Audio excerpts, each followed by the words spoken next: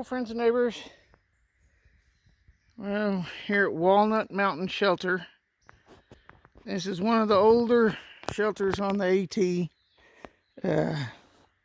It's been updated a little bit with some roofing, but yeah, it's not a very big one. Yeah, some people left some trash behind. Looks like there's some tent sites around. Maybe some down there too. There's a little trash around here, guys. Gosh. Now that's northbound right there. And then that's southbound up there. It looks like the privy's down there. Last comment I heard is the privies are overflowing. It says June.